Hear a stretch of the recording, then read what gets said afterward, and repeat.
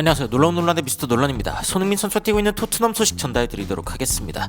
토트넘이 입스위치를 4대1로 박살을 내면서 주목을 받고 있는 선수들이 있습니다. 브래넌 존슨도 2골을 넣으면서 주목받는 선수 중 한 명이지만 손흥민 선수 역시 이날 경기 굉장히 좋은 활약을 했다라는 평가를 받았는데요.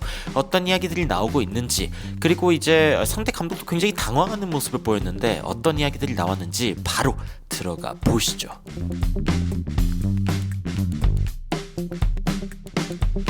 입스위치의 감독이 그런 이야기를 했습니다. 토트넘이 오늘 경기 너무 결정력이 좋았다. 그런 얘기가 나올만 했죠. 오늘 브래넌 존슨이 무려 2골을 연속으로 꽂아놓는 장면이 전반전에 터졌을 때 이미 승기는 토트넘 쪽으로 기울었다라고 이야기할 수 있었을 것 같습니다. 이 BBC가 특별히 주목한 선수도 4명이었는데 브래넌 존슨, 클루셉스키, 제드 스펜스 모두 득점자들이죠. 그런데 손흥민 선수, 이번에 어시스트를 만들어냈던 손흥민 선수 역시 굉장히 큰 주목을 받았습니다. 특히 이제 전반전에 이 상대방이 어떻게 좀 대처를 했는가, 이런 부분들을 살펴보면서 상대방의 수비의 어떤 대처가 굉장히 안 좋았다라는 이야기를 하는데, 첫 번째 골이 터질 때의 장면입니다. 존슨과 데이비스, 상대방 센터백이 아니라 이 사이드백, 그리고 이 센터백이 중간에 있죠. 이 사이드백들이 지금 맡아야 하는 선수가 존슨이랑 손흥민인데 생각보다 좀 거리가 떨어져 있다라는 지적을 하죠. 그리고 실제로 공이 이쪽으로 전달이 되었을 때 이 선수들이 뭐 따라오기는 하지만 이 상황에서 이제 손흥민 선수를 효과적으로 막아내지 못한 부분, 이 부분도 이제 지적을 받습니다.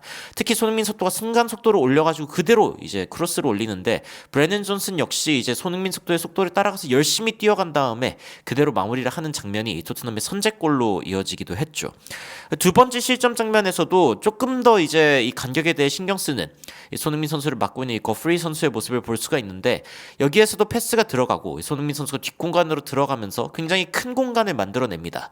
이때 토트넘의 존슨, 그리고 상대방의 사이드백인 데이비스도 이제 같이 들어가는 모습을 보여주는데, 문제는 이 손흥민 선수가 앞에서 잠깐 이제 시간을 가지고 침착하게 대응할 때 상대방이 모두 안쪽으로 들어가는 선택을 해버립니다. 특히 존슨을 막아야 하는 상대방 사이드백 이 데이비스 선수 같은 경우에는 너무 많은 거리를 내주고 말죠. 이렇기 때문에 손흥민 선수가 굉장히 침착하게 이 공을 전달했을 때 존슨이 그대로 골로 마무리하는 그런 장면이 나오기도 했습니다. 그리고 이제 나중에는 이제 메디슨이 교체되어 들어오고 제드 스펜스에게 패스를 주는 장면인데, 무려 4명의 선수가 메디슨을 막고 있었지만 이 사이로 굉장히 좋은 패스를 넣어준 메디슨, 이때도 이제 수비가 많으면 뭐하냐, 이 발을 좀 뻗어서 막던가 패스기를 막던가 했어야 했는데 이거를 내주면서 그대로 이제 제드 스펜스의 골이 터져버리고 말았죠. 이 장면도 이제 좀 치명적이었고, 그리고 이제 사실 이 장면 클루셉스키가 혼자 들어와가지고 이제 수비수들과 이렇게 대응하는 장면인데, 사실은 클루셉스키가 왼발이 굉장히 좋은 선수로 알려져 있죠. 그렇기 때문에 왼발 각도를 내줘서는 안 됐는데 수비수가 2명임에도 불구하고 이 클루셉스키의 왼발 각도를 내줘버렸고, 이 부분이 결국에는 직접적으로 골로 이어졌다라고 하는 설명이 이어졌습니다. 토트넘이 이제 공격적으로 잘한 부분들도 있었고, 하지만 이제 상대방의 수비 조직력이 좀 너무 안 좋았다라는 평가도 동시에 들어온 것이죠. 특히 이 측면 쪽에서 손흥민을 맡아야 하는 거트리, 그리고 존슨을 막아야 하는 데이비스가 확실히 좀 안 좋았다, 경기력이 안 좋았다라는 평가를 받기도 했습니다만, 사실상 손흥민 선수가 70경기에 기록한 이 2개의 어시스트가 토트넘의 승리를 가져왔다라고 이야기할 수 있는 상황이었고, 사실상 존슨이 만들어낸 이 2번째 골, 손흥민 선수가 어시스트했던 그 골은 토트넘의 결승골이었기 때문에 손흥민 선수가 다 만들어냈다라고 이야기할 수 있는 그런 경기 결과였죠. 토트넘은 이날 무려 4개의 골을 만들어냈는데, 토트넘은 그렇게 되면서 프리미어리그에서 2번째로 많은 득점을 한 팀으로 올라섰습니다. 4골을 넣었으니까 또 그럴 수 있는데, 흥미로운 것은 이제 이번 시즌 가장 많이 득점한 팀은 리버풀로 62골을 넣었고요. 그 다음이 토트넘, 그 다음이 맨시티랑 아스날입니다. 그러니까 토트넘이 득점 하나만큼은 정말 잘한다. 그렇다고 뭐 수비를 어마무시하게 못하느냐라고 이야기했을 때는 이 골 득실차를 봤을 때는 또 그렇지 않은데, 득실차로 봤을 때 리버풀이 플러스 36으로 1위를 달리고 있는 가운데 그 밑에 이제 아스날이 있죠. 플러스 28. 그리고 맨체스터 시티가 플러스 17. 그런데 토트넘이 4위입니다. 득실차로 봐도 리그 4위를 기록하고 있는 팀이 토트넘이다. 이런 점들은 토트넘이 좀 내주지 말아야 할 경기를 너무 많이 내줘버렸다. 그리고 이길 땐 크게 이기고 질 때는 너무 작은 차이로 졌다라는 그런 부분들을 좀 볼 수 있는 대목이죠. 오늘 인터뷰에서 이제 브래넌 존슨이 그런 이야기를 했습니다만, 토트넘이 아직 이 순위표에서 많이 올라갈 수 있는 상황이다. 토트넘의 경기력 자체가 그렇게 나쁜 상황은 아니기 때문에 조금 더 이런 부분에 대해서 신경을 쓰겠다 라고 이야기를 했습니다.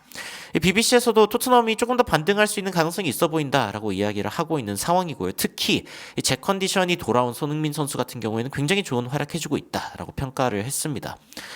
골득실에서 4위 그리고 득점 2위 EPL에서 이 정도 기록을 하고 있는데 테이블에서는 12위. 이게 말이 되냐.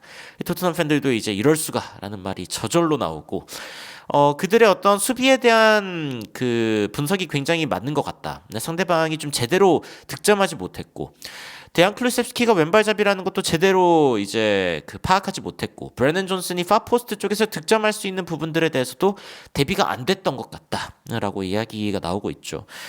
게다가 이제 뭐 이미 전해드린 소식이긴 합니다만 손흥민 선수가 무려 9시즌 연속 20골에 관여되고 있는 모습이다라는 이야기가 나온 것에 대해서 이 토트넘 팬들의 반응이 있어서도 가져와 봤는데 토트넘 팬들이 손흥민 선수는 이제 끝났다라고 했다가 다시 또 골과 어시스트를 만들어내면은 그는 역시 나의 캡틴이다. 세계 최고의 선수다 하다가 다시 또 손무명이라고 부르다가 다시 또 골과 어시스트 이거 그냥 반복되는 거 아니냐. 토트넘 팬들이 오락가락하는 마음을 좀 보여주고 있고 손흥민 선수가 잘 쉬어가지고 50분 만에 상대방을 찢어버릴 수 있다면은 그러면은 다음 시즌을 위해서 혹은 이제 남아있는 경기들을 위해서 이번 시즌에 남아있는 이 경기들 이 출전 시간을 좀 관리하기 위해서 손흥민 선수를 좀 쉬게 해주는 것도 괜찮을 것 같다.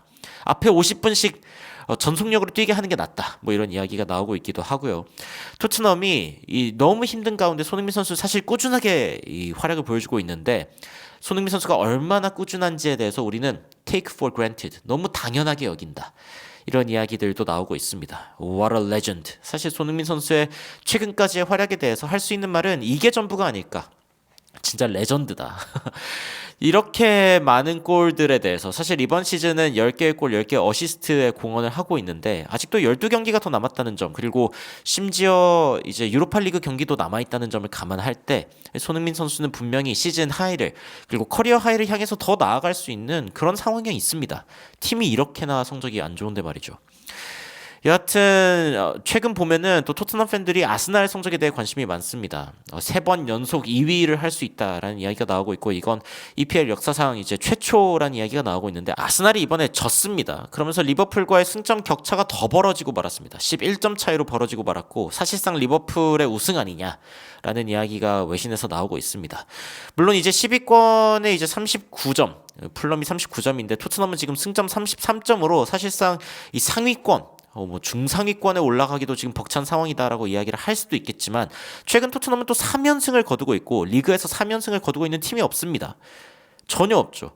많아봤자 뭐 2연승 하고 있는 팀 정도가 있는데 뭐 브라이튼이 지금 2연승 하고 있고요. 나머지 팀들은 지금 최근에 다 이제 패배를 기록하면서 문제가 생겼고 토트넘만 지금 프리미어리그에서 3연승을 기록하고 있습니다.